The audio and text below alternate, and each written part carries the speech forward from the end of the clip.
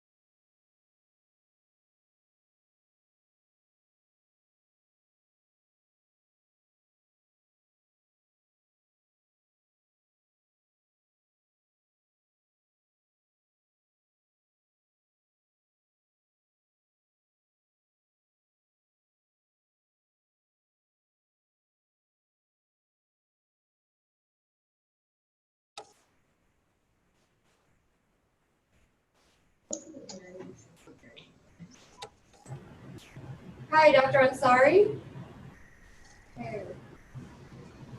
Hello, this is Bruce Kahn. Hello. Hi,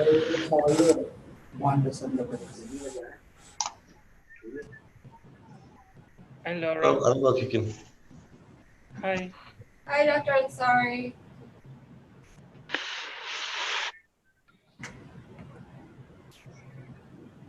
Do you still want to then do an intro, or I can, whatever.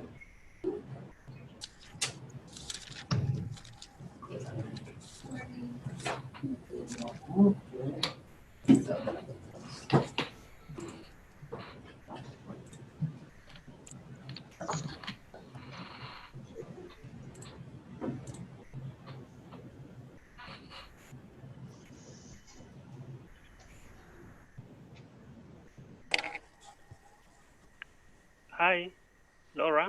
Yes.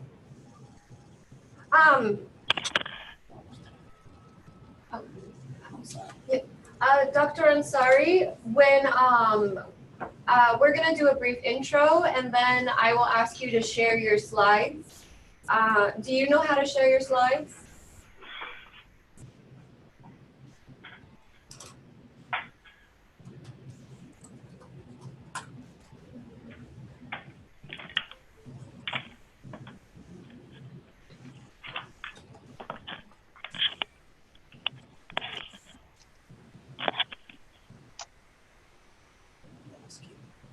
Dr. Ansari, do you know how to share your slides? I'm gonna try that. You don't have to share them yet because we have our okay. Okay, we're gonna do a quick introduction, and then I'll go ahead and ask you to share your slides. But right now we have our intro slide up, so you won't be able to. Hi, Laura. Yes? All right, great. So,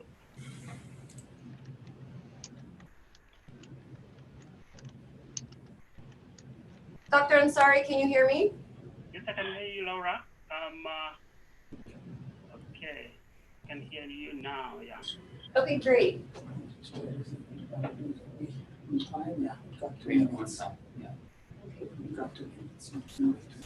Mhm.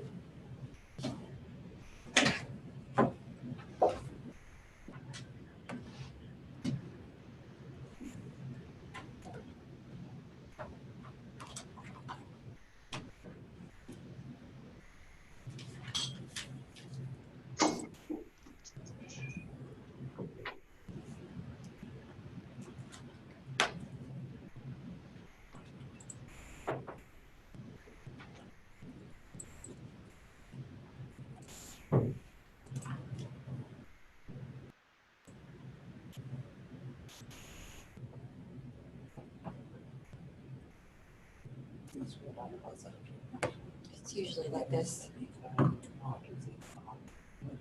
Tamika went home. Yeah.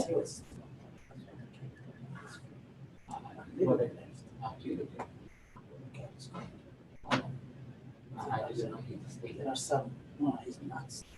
There are dates okay. Who is already gone with? I know already. Achin is here. Of course, he will use it. Achinef usually comes. He just usually comes a little bit later. Yeah, because he comes also for the presentation. Mhm. That he does like Achin, but yeah, that's yeah. That is a course. Yeah.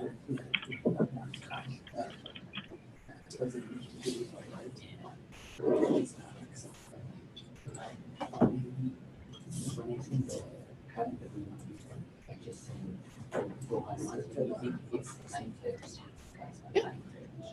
Maybe we receive this one. Yeah, we received already. Yes. I'm good.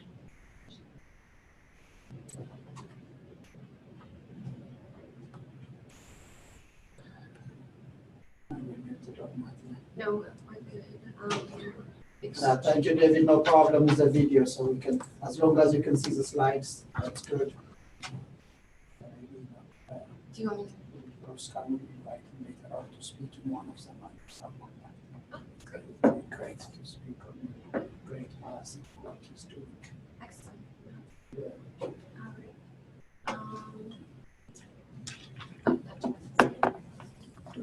All right. One this time.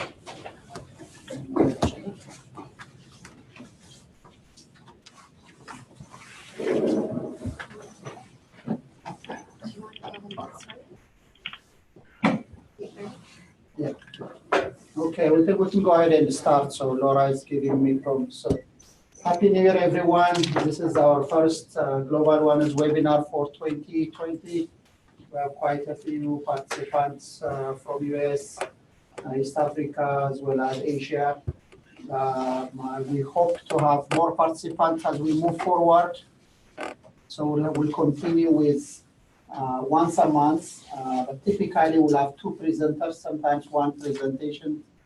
For the next 5 months, our program, particularly Laura and myself, lined up the various topic areas, starting with antimicrobial resistance this month. Next month will be on vector-borne diseases, March on capacity building, April most likely on wildlife diseases, and May in genomics. And then we'll discuss after that, covering the various grounds of global wellness related issues. In addition to that, if we have any announcements, other things, we'll provide you at the beginning. For now, maybe just a quick one would be in March, the African Union is organizing ICREID on emerging and re-emerging infectious diseases.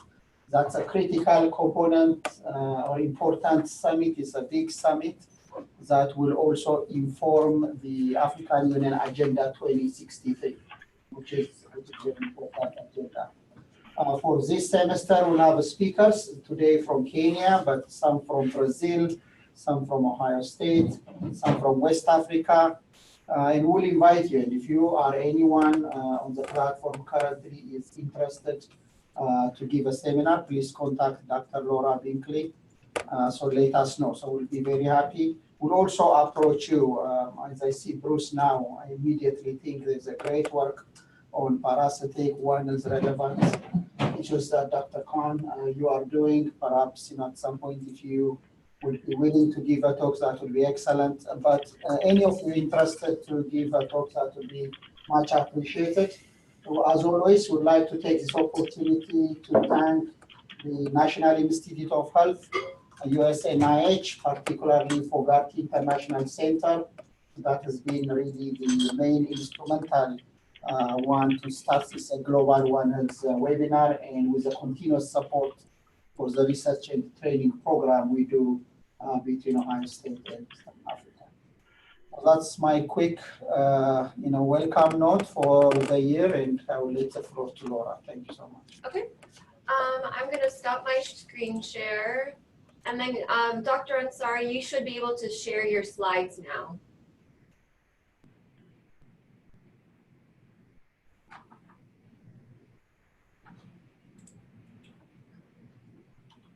Yeah. Excellent. Yeah. And if you just want to go ahead and go to slideshow and go from the first slide, then you should be good to go. Okay.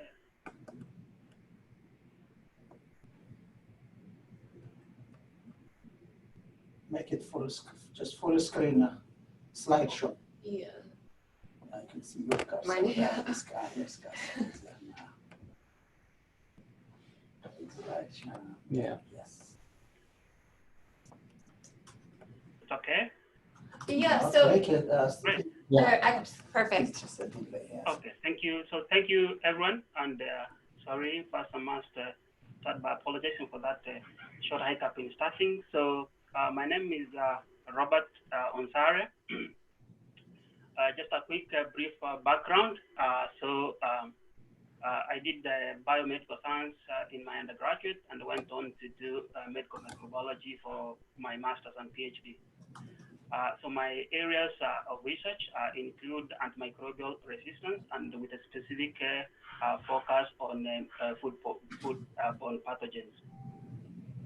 I'm very passionate I consider myself a champion of One Health, specifically tackling AMR at the interface between, not only between, but also among humans, animals, plants, and environment. So currently, I'm also the liaison person for Kenya under the Global One Health Initiative, and also a postdoctoral fellow under the GOHi program. I'm also based at KEMRI. KEMRI is in Nairobi, in Kenya, which is in East Africa. So I'm a senior research scientist, and I head a unit that is tasked with carrying out antimicrobial surveillance studies. So a quick outline of my talk today is in East Africa this is evening, but I believe in the US now it's morning, and in other parts of the world. So I will give a brief introduction, an introduction that might be very fairly familiar to most of us, but really just a quick overview of in form of an introduction.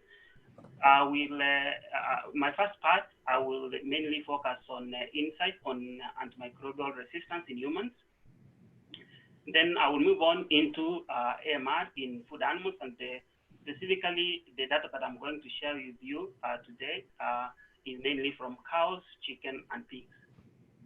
So specifically under this, I will give you some data that we've collected until recently in terms of prevalence of foodborne pathogens isolated from food animals. Then secondly, I will also look at the usage trends of veterinary antimicrobials among farmers. And then I will give you a sneak preview of analysis of a CAP analysis, trying to understand what motivates these farmers to use antimicrobials. And then I'll make some conclusions. So a quick outline.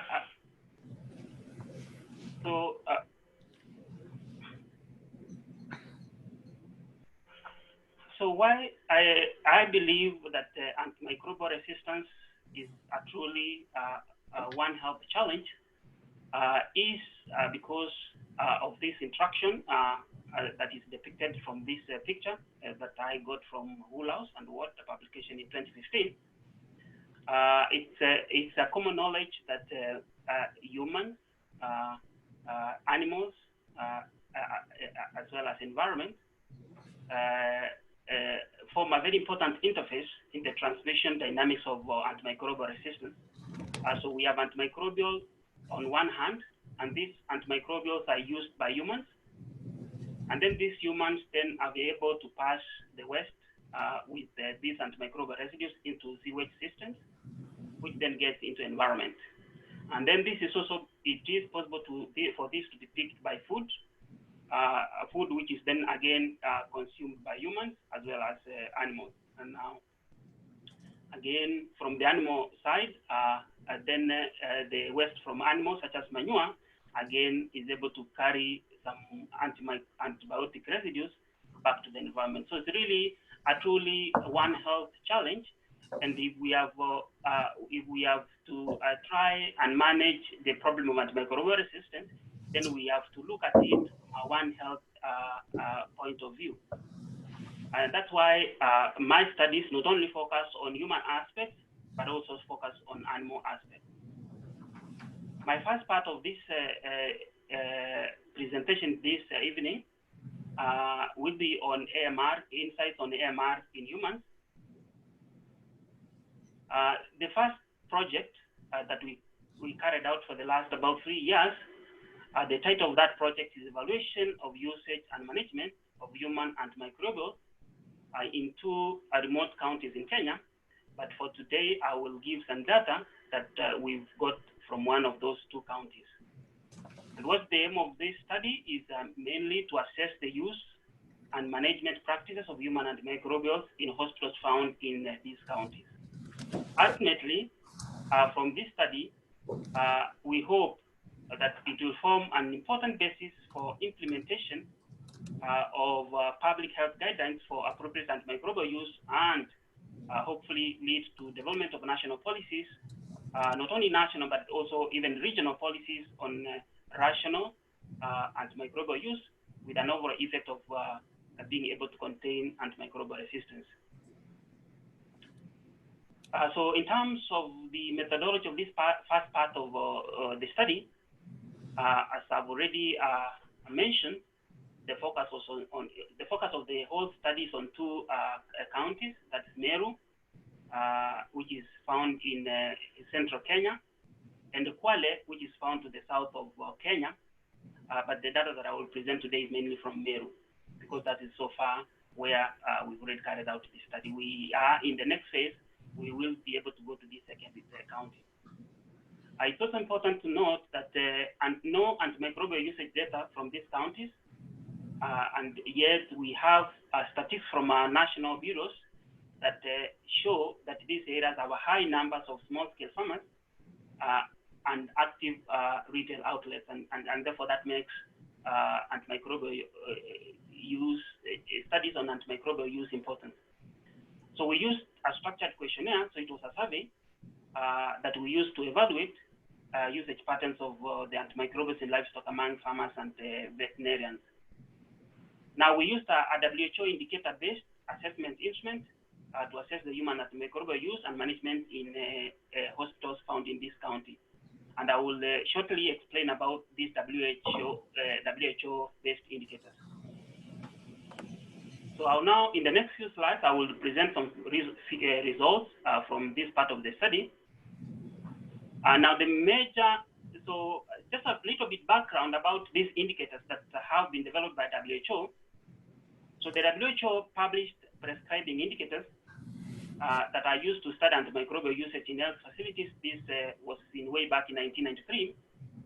And then this was later refined and expanded under supplement material that came out in 2012. The actual 17 of them, but there are 17 indicators. They are these WHO-based indicators, but we focused on 3 of them.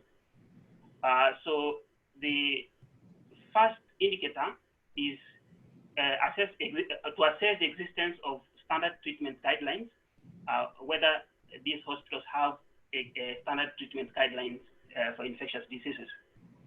The second indicator was existence of an approved hospital formulary list, or what is sometimes referred to as essential medicine list. And the third and last indicator was indicator number 17. What this indicator number 17 is about, it looks at the number of antimicrobial drug sensitivity tests reported per hospital admission based on antimicrobials prescribed. If I can summarize, this indicator is basically to assess whether the antimicrobials that are being prescribed, are they on the basis of sensitivity tests or not? So in summary, 3 indicators that was our main focus for this study. Indicator number 1, whether there is whether standard treatment guidelines existed. Indicator number 2, whether we have an approved hospital formulary list or essential medicine list.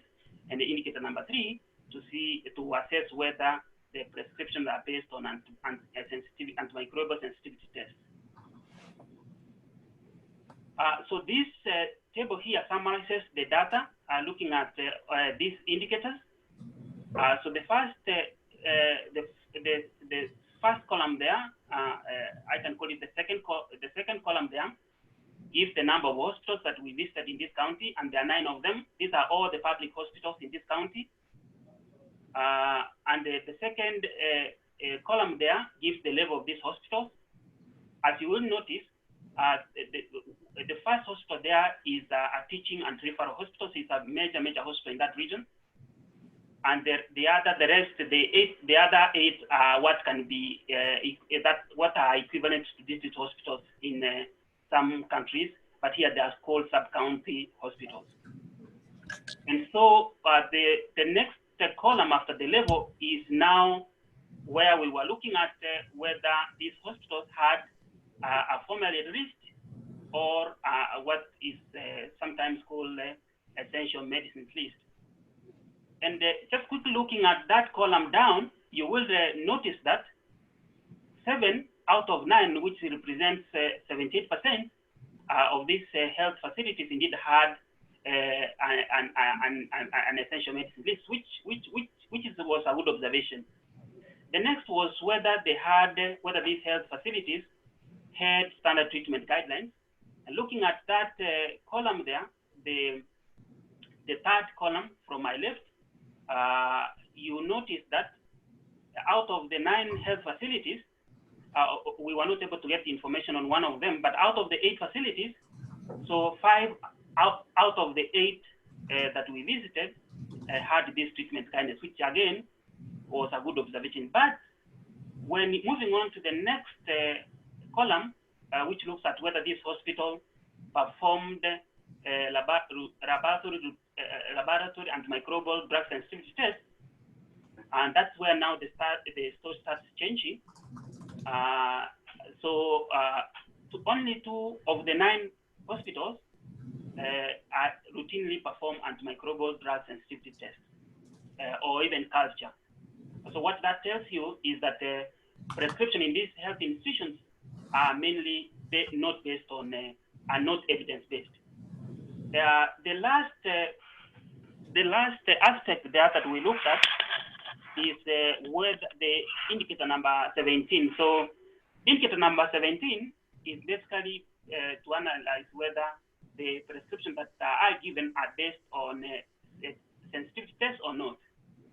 And as you will notice, only 3 in health institutions had these indicators.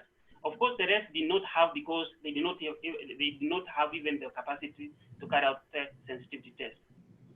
But even then, a very small proportion of these hospitals,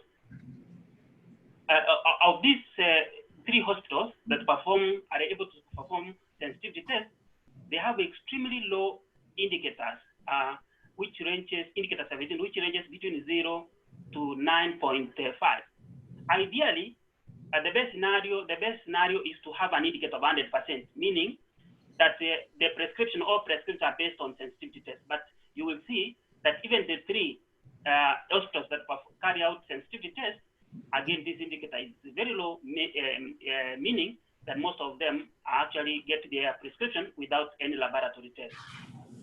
So at this point, I can pause and say, that the rational use of antimicrobials require prescription to be based on sensitivity test results. And therefore, it's of concern that most of these hospitals are not carrying out sensitivity tests. Now I'll move on to another related subject that we are very passionate about, bloodstream infections in children in Sub-Saharan Africa. As you can see, there are a number of studies in the map that is to my left. There are a number of studies in various parts in Sub-Saharan Africa. We have some studies in North Africa. We have some in East Africa, where I'm presenting this from. We have some studies also in Central Africa. We have also some studies on West Africa. All of these studies are focusing on bloodstream infections in children. So what data in all from these studies tell us is that the prevalence of pneumonia is about 18%. This is followed closely by Untitled Salmonella at 17%. And finally, Salmonella typhi is also a major problem in this part of the world with a prevalence of about 12%.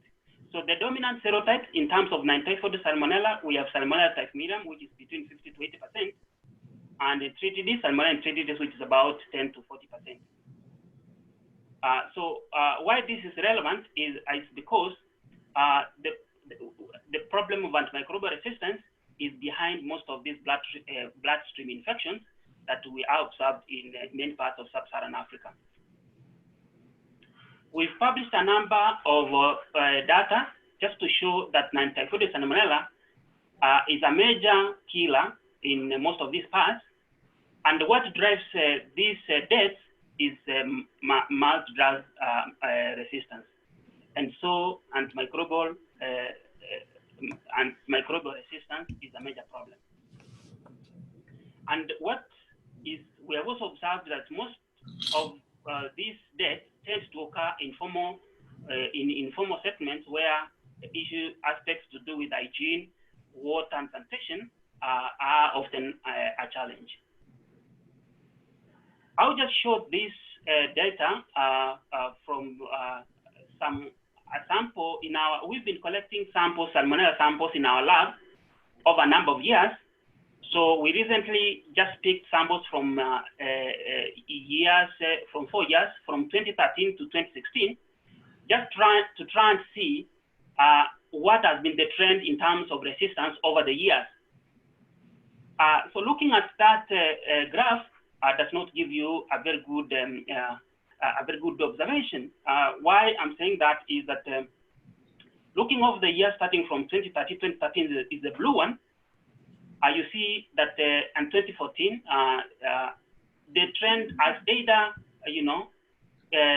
improved, insignificantly, but the problem sometimes has been rising. Like for ampicillin, for the case of ampicillin, in 2015, it tended to spike. For chloramphenicol, another commonly used antibiotic, again, the general trend was that the picture is generally, it doesn't seem to get better. It's not getting worse, no, but again, it's not getting better. And again, in 2015, again for chloramphenicol, again, it tended to spike. What the message I intended to drive home with this slide is that the problem of antimicrobial resistance is not only in animals, but it's also in humans, and especially in this part of the world. And therefore, that's why it's important that every effort we should make all efforts to try and mitigate or manage this challenge of antimicrobial resistance. I'll move on now into food animals and try to give you some insights on some studies on AMR that we've been doing, specifically focusing on 3 types of food animals, that's cows, chicken, as well as pigs. So this second project we've been carrying out over the last 5 years. So the title of that study was Current Trends in Antimicrobial Resistance in Foodborne Pathogens and Exploring Farmer Knowledge, Attitudes, and Practice on Antimicrobial Use as well as Resistance in 5 Kenyan counties. What we specifically aimed at was to determine the prevalence of these foodborne pathogens, as well as assess the curve of the farmers towards both the usage and resistance of antimicrobials. A little bit background, it's now well known from studies that the use of antimicrobials in food animals can lead to antimicrobial resistance in human pathogens. So there's an established relationship between antimicrobial usage in food animals and resistance that is observed in human pathogens. Now, in industrial production, antibiotics are known to be added to drinking water for prophylaxis as well as growth promoters. Now, it's important to note at this point that when microbes are exposed to suboptimal doses of antibiotics, then antimicrobial resistance is induced. Because we are widely understand that there was one famous quote by famous scientist that antibiotics, the more you use them, the faster you lose them. So in this next part of this presentation, what I'm calling the first part of the animal component, I'll give the prevalence of foodborne pathogens that were isolated from food animals and trends, and give some trends in antimicrobial resistance. Just a brief steps that we follow in processing these samples. So we do collect these samples and transport them to the lab, and then these samples are received in the lab. This is followed by enrichment. Again, this is followed by inoculation as well as culturing. And then we identify them as well, we use various strategies to identify them. And finally, we carry out antimicrobial susceptibility testing, what we commonly refer to as ASTs. Now, overall, from this, for the 5 years in these 5 counties, we collected 3,550 samples. These ranged in the 5 counties that we went. So this ranged from cow rectal swabs, effluent from cow sheds, chicken rectal swabs, chicken droppings, pig rectal swabs from pigs, as well as effluent from pigs. And it's from these samples that I'm going to give some and the sensitivity data that we so far got. So the first set of the data for this part of presentation is in terms we've been able to so far carry out, determine the prevalence of the bacterial isolation from the 3,550 samples we got. Looking at that graph, you can see that the most prevalent or the highest type of pathogen we collected was E. coli at 40%. This was followed by Klebsiella with a prevalence, estimated prevalence of about 22%. And also what noteworthy is Salmonella, which is at about 3%. Now, moving on, we've also been able to look at these various types of samples and determine how is the distribution of the various organisms that were isolated from the various types of samples. So looking at that graph, you will notice that this side here we have the types of bacterial organisms, and the other side is the number of bacterial organisms.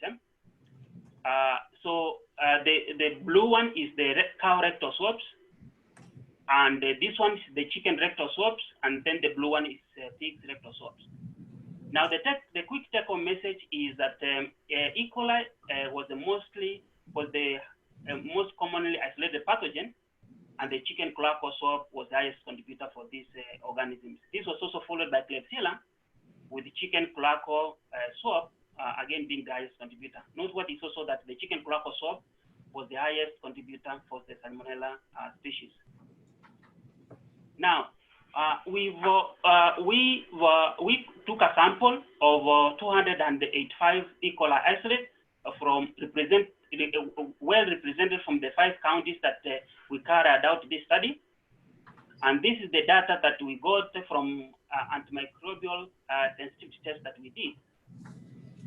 Now, looking at this graph, you will notice that we've developed resistances to very critical and commonly prescribed antibiotics in this part of the region, including tetracycline. You can see tetracycline there, as well as you can see, so you can also see resistance has developed for ampicillin here.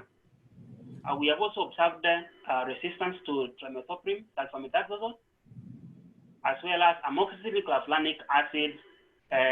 Now this acid is also we were observing resistance, as well as ciprofloxacin and streptomycin. I will be able shortly, I'll be able to demonstrate what we think could be some of the factors that are contributing to resistances such as tetracycline.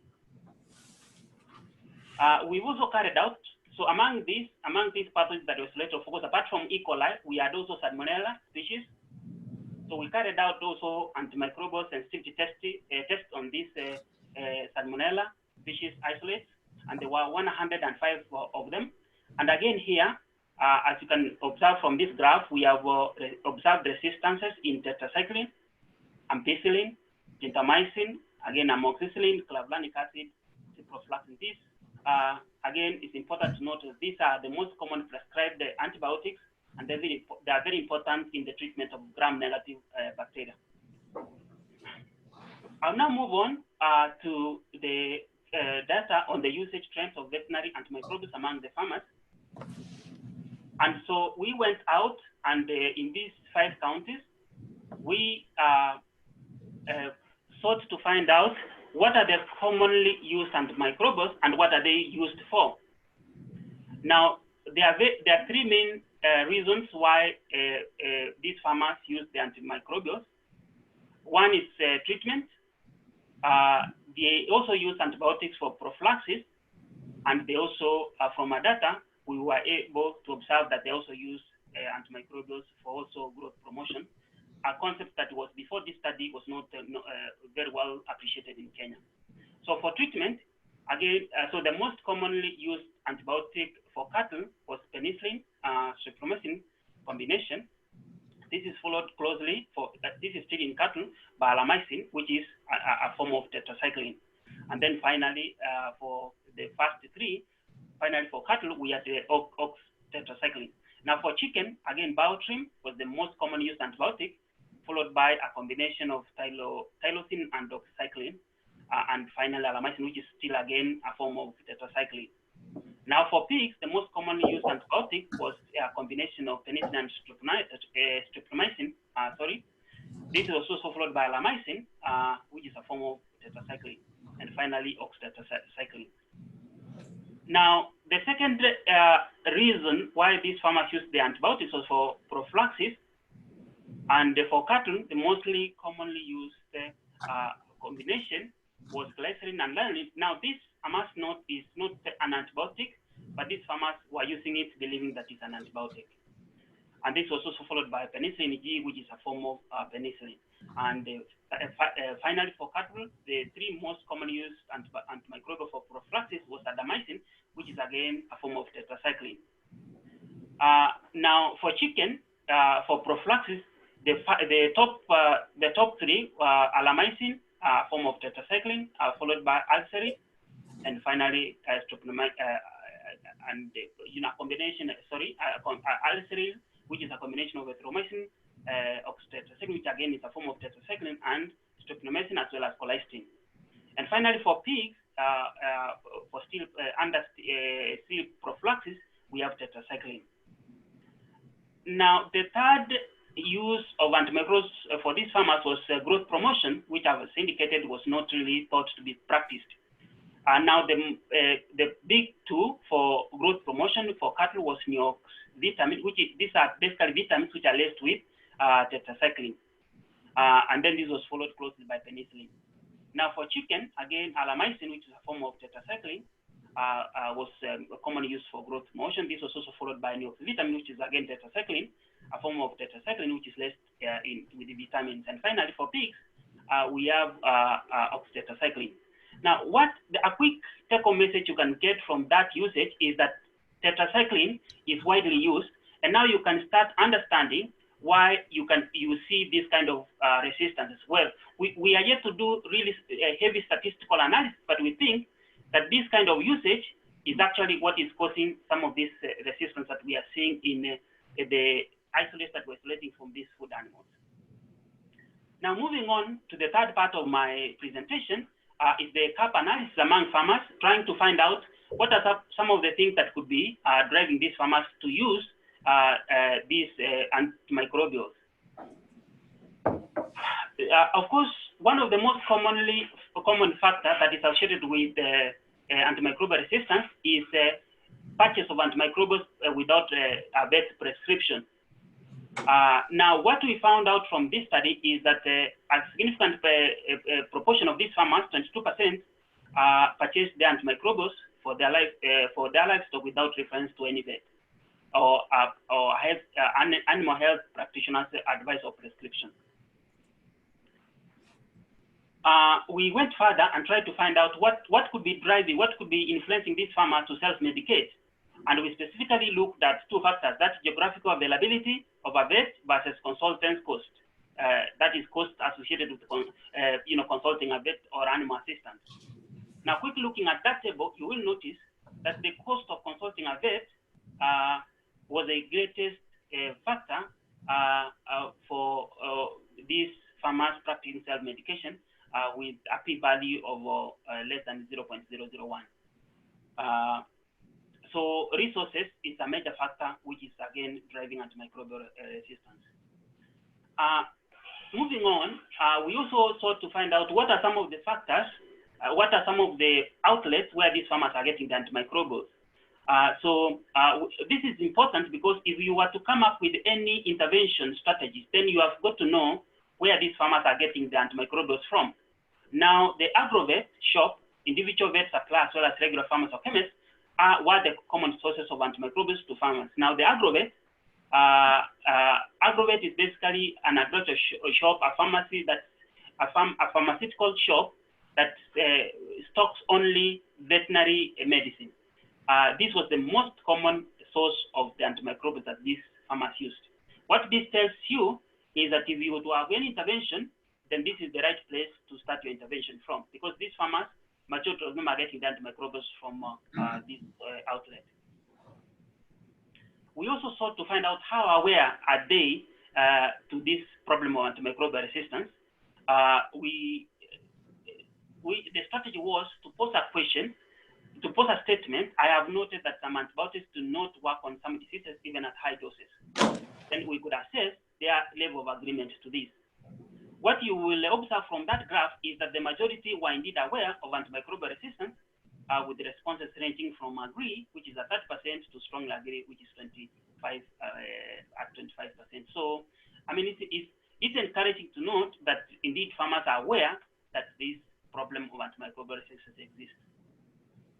We also looked at issues to do with biosecurity on farms. Specifically, we looked at sanitation, issues to do with sanitation and hygiene. So what the main observation we made was that disinfection was the mostly commonly used method of sanitation and hygiene that they practice to prevent a disease. We also looked, and still on biosecurity on farms, we looked at issues to do with fencing or controlled access of farms or livestock holdings.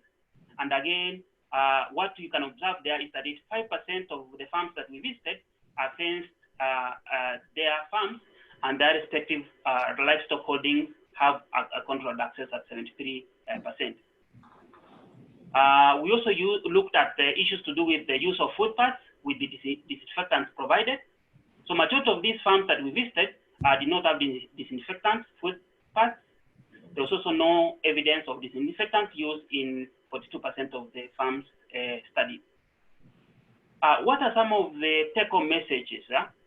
So from this study, we've documented usage and management practices of antimicrobials use in human and vet medicine.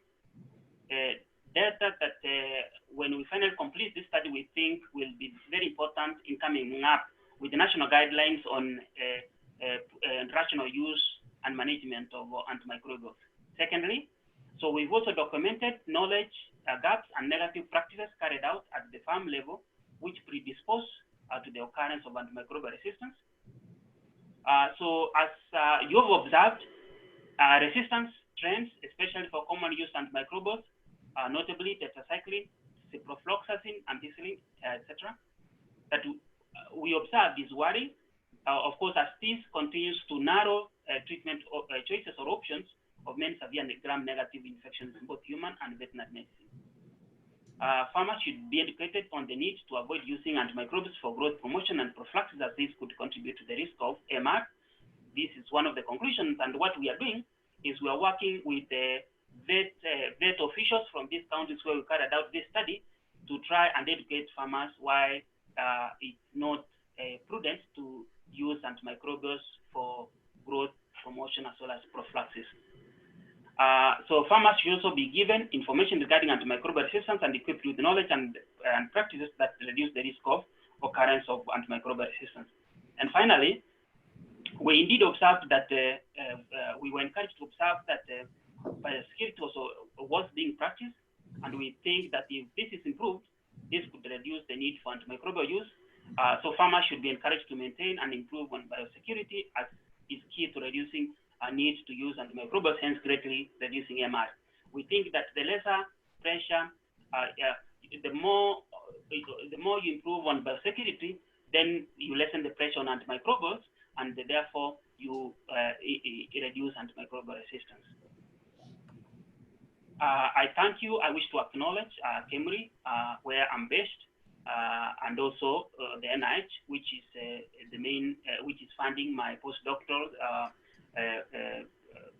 responsibilities fellowship, as well as the Global One Health Initiative. I thank you all for your kind attention, and now welcome questions. Thank you very much.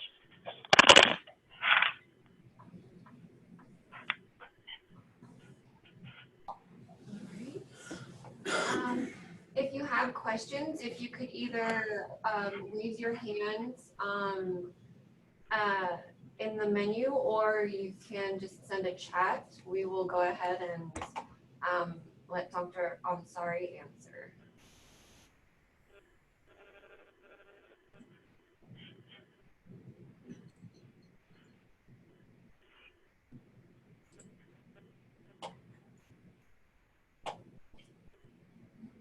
Thank you, Ansari. A great presentation. I have a quick question, maybe comments. Quick question for you to elaborate on a few things with Kenya and with bacteremia associated with salmonella. One, can you comment on your previous reports with the invasive salmonella and antifoidal salmonella, which is of course dangerous?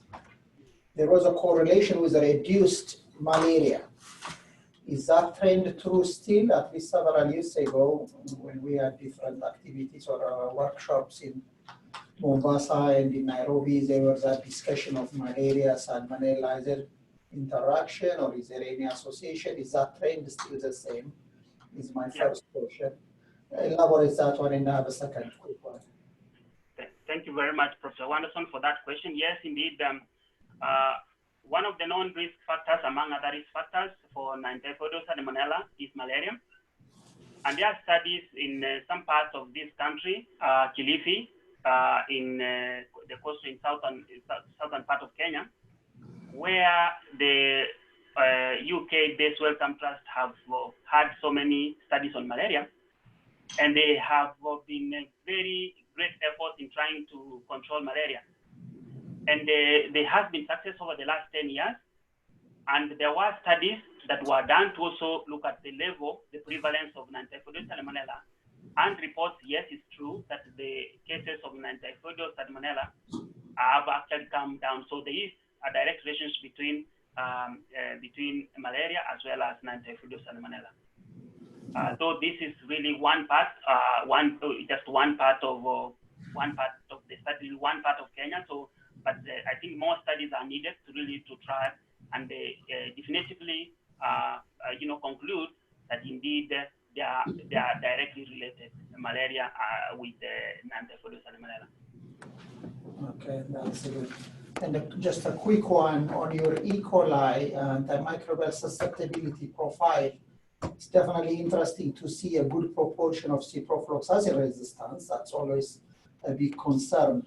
But methodologically, just can you elaborate a little bit? I see your nalidixic acid resistance is at a lower proportion, where you have ciprofloxacin at a higher proportion. Typically, at least knowing the regular mechanism of GOHi mutation, it is a reverse. You'll have nalidixic is a more of a cumulative, a good proportion, higher proportion will be nalidixic acid, then you'll get some of the subgroups to be ciprofloxacin resistance with a double mutation.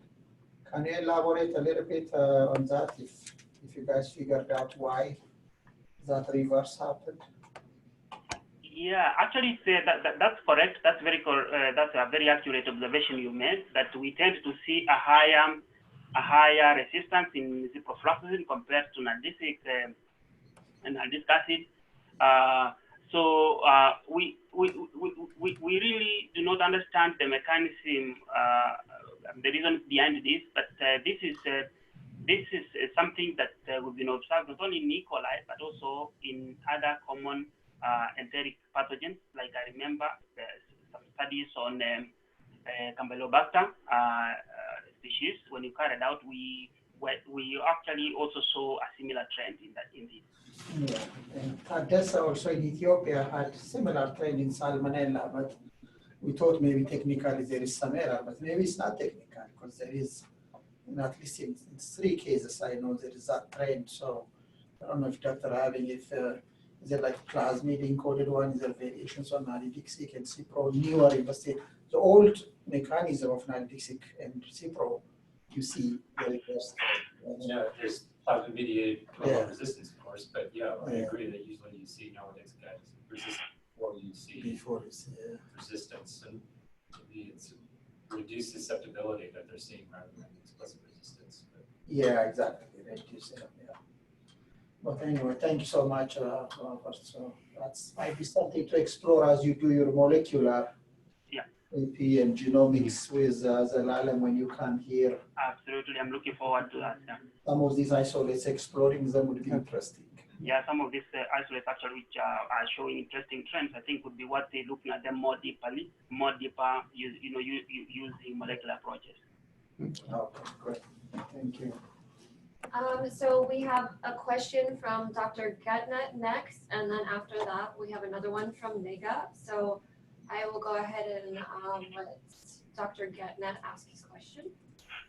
Yeah, thank you. I'm sorry, great presentation. One quick question is, one of the samples that you studied was chicken dropping, and I was expecting, I'm wondering if, is that because of your method that I did not see any CAMPI as an isolate? Is that because your method was not designed to pick CAMPI from the chicken droppings? And a follow-up of what Wenderson also asked, I think the Cipro resistance, and when I also hear your presentation that ciprofloxacin is not one of even the common drugs that was being used by the farmers in your presentation to make even, so, and I was thinking of cross resistance, and most of these drugs are not fluoroquinones or something. So I'm just curious, one, chicken droppings, and a follow-up on that one. Thank you. Thank you so much, Dr. Ketnet, for those two questions. So indeed, you are right that we, in the types of pathogens that were isolated, indeed we did not isolate CAMPI. It's because in our protocol, we did not include the protocol for isolating CAMPI. That's why we did not isolate it. So the second question is the observed resistance on ciprofloxacin, and yet from my data, indeed from my data from the field, we did not see farmers commonly using ciprofloxacin. This is actually also what, as our research team, we actually noted, and it was interesting to us. And a number of theories, the most common ones could be cross resistance. They are because of issues to do with mobile genetic elements. They could be acquiring this kind of resistance from other enteric pathogens. That could be one. And of course, as you said, again, chicken feeds could be a contributor to this kind of resistance. But indeed, you accurately said that ciprofloxacin is not one of the commonly used antimicrobials when we did the survey among the farmers. Thank you. Just to comment quickly on the Campylobacter chicken dropping, not fresh swab, is we have to realize Campylobacter is a microaerophilic. It likes low oxygenation. So often in the environment, once it is outside in the ambient environment, is difficult. Also, it is thermophilic. It likes 42. Often, when we did a study in pigs in North Carolina, you see we get high proportion in the pig GI tract from the pigs themselves, but the moment it's in the environment, unless it's in water, lagoon water, we get good proportion. But in open environment, its frequency reduces dramatically because it does not like high oxygenation, nor the temperature. It can survive and grow a little bit in 37, but it's also thermophilic. The typical CAMPI, jejuni, coli are thermophilic.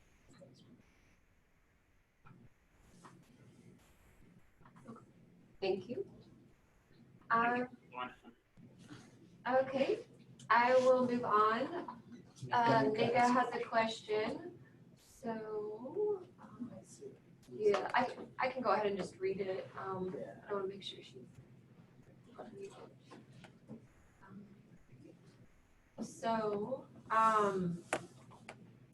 Nega asks, thank you, Dr. Ansari. I have two questions.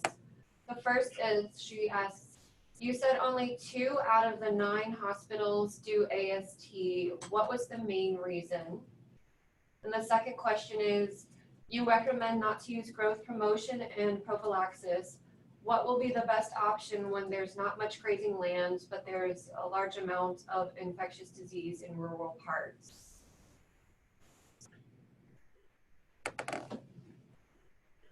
So thank you for that question.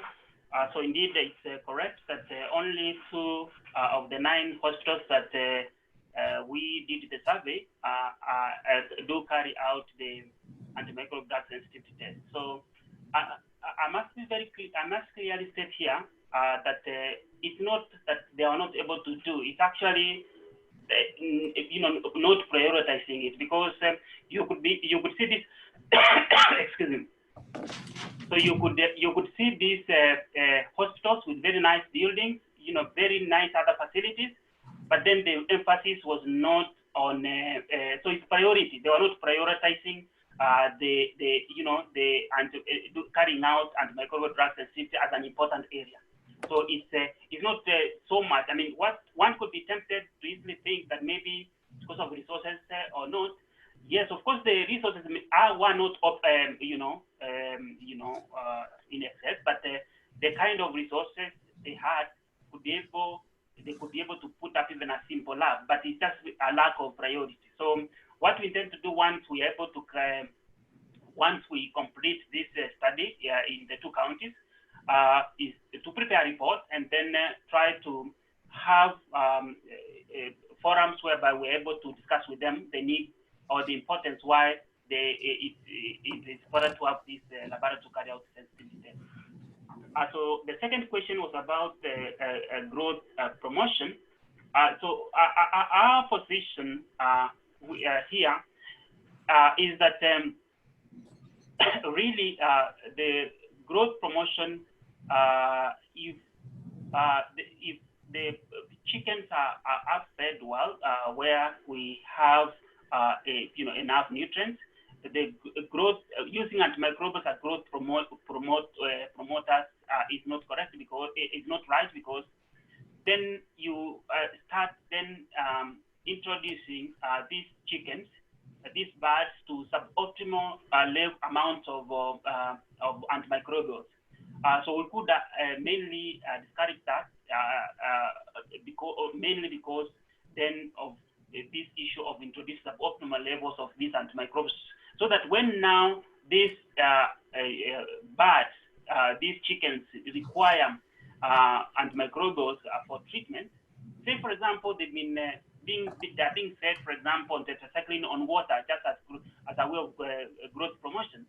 When now they will really need these antimicrobials when they're sick, then these antimicrobials is likely to have developed resistance. It will not be very, very useful. Thank you. Can I ask one quick question? Yes, all right. So Dr. Zawalam has a question. Go ahead. Hi, Ansari. That's a nice presentation. Thank you, Dr. Allen. Can I quickly ask on this slide?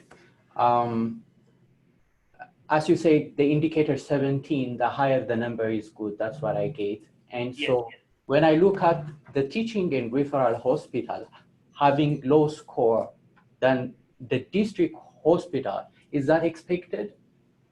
No, it's actually not expected. It's surprising. It's surprising. Actually, the referral hospital, which is old and larger, should be the one which should hire, we should have a higher, and thanks, I'm happy that you've been able to point that out, is the one that is expected at minimum to even have a higher index 17 indicator. But surprisingly and interestingly, a lower hospital had actually a higher index number 17 value. This really tells you that it's all about prioritizing these issues. Okay. That's why we still think it's very important that the issue of carrying out sensitivity is actually prioritized, and that we intend that to be the next phase of our study, trying to go back to this hospital and really trying to talk with them, trying to encourage them on the need to practice what we could call evidence-based prescription. So you are right, Dr. Zalen. Yeah, it's not expected, but again, that is what we got. We expected a higher rating from a larger hospital, such as a teaching and referral hospital. Quickly, in continuation to that, you mentioned the vet ag shops, and also you mentioned that the farmers getting these antimicrobial compounds over the counter. So is there any study that assesses the knowledge, the attitude, practice of professionals that are dispensing antimicrobials, especially at district, sub-district level? Yeah, so such a study has not been carried out, but we are intending to incorporate that objective in our future studies. But so far, there's no available data that has done that kind of gap analysis. Okay, thank you. Thank you very much, Dr. Zalen. Okay, we have time for a few more questions. Go ahead and either raise your hand in the menu or send a message in chat.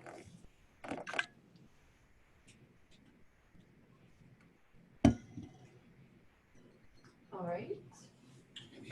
Oh, yes. So in the presentation, it was noted that in 2015, there was increase in antibiotic resistance, I believe, in several antibiotics. And and forgive me if I missed it, but was there a good explanation for what happened in 2015 that explained that increase in antibiotic resistance?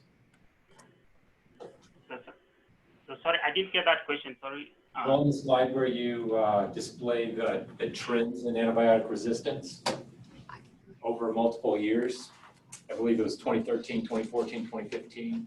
Oh, okay, yeah. I was just curious if there was. Yeah, there we are. That's the one. Yeah, I was curious if there was some sort of strain that was disseminated in that region at that time, or if there's another explanation for why the resistance in 2015 is so much higher than other years. Yeah, you're right. Yeah, thank you very much. That observation is accurate. So our studies so far are mainly phenotypic, but it could be interesting to do a molecular study on this. Get out the DNA, try maybe to sequence or do some molecular characterization to try and understand probably is something happening at the molecular level that probably could explain this kind of observation. You are right that there was a spike specifically on 2015. You are right. Thank you. We do not, as at now, we do not have an explanation for that, but indeed, so these are mainly phenotypic studies. Probably we do molecular studies, I think we'll be able to understand a bit more. Great. We have time for one more question. Yeah. Okay. But the question is almost similar. Okay. Yeah, thank you for your nice presentation. Actually, my question was similar to this one, the previous one. Why you stop in 2016? Why not you continue till now? Because it is helpful to know the trend, whether it is increasing, decreasing, or stable. Yeah, that's work in progress. So we still intend to really, because we have samples we've been archiving from our various studies in our lab over 15 years. So we still intend to still do more years to try and see what has been happening over the years.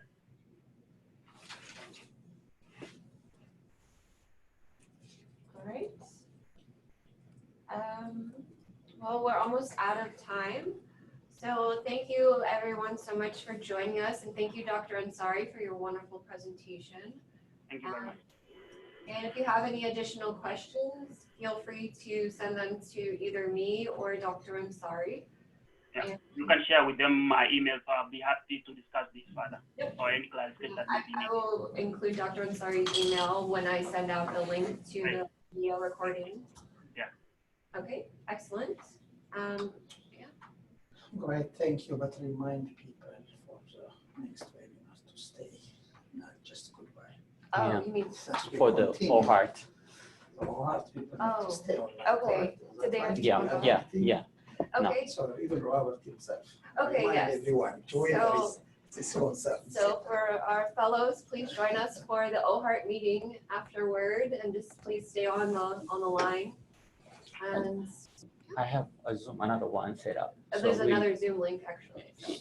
Yeah. So thank you all. So OHart program associated people, we have another Zoom set up. Even if we log off from the webinar, please join in that the other one, okay? Because there's programmatic specific discussion.